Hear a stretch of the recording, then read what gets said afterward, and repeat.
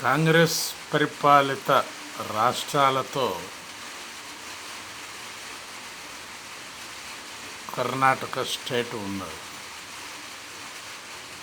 ఈ కర్ణాటక స్టేట్లో మన తెలంగాణ రాష్ట్రంలో చేపట్టినట్టుగానే కులగణన చేపట్టడానికి అక్కడ ప్రభుత్వం సిద్ధంగా ఉన్నది. ఈ కులగణన వలన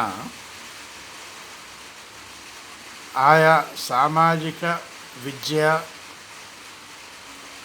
ప్రమాణాలు ఎంతవరకు వాళ్ళకు ఇవ్వచ్చు, వాళ్ళు ఎంతమంది ఉన్నారు,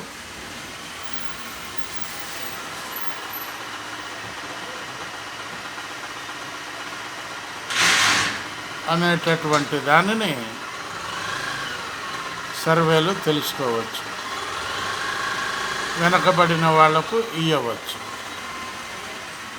అనేటటువంటి దాన్ని ప్రాతిపదికన పెట్టుకొని కులగణన చేస్తున్నారు కర్ణాటకలో.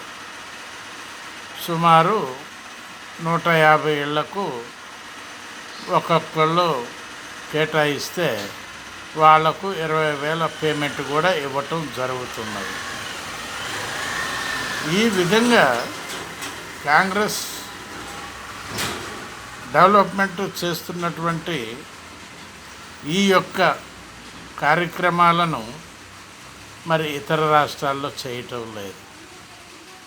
ఇతర పార్టీలు పరిపాలించేటటువంటి రాష్ట్రాలలో చేయటం లేదు. ఎందుకని చేయటం లేదు ఒక్కసారి ఆలోచించండి. ఆలోచిస్తే ఆన్సర్ దొరుకుతుంది. ఆలోచించండి ఒక్కసారి. బాలసాని వీరప్రసాద్, హైదరాబాద్.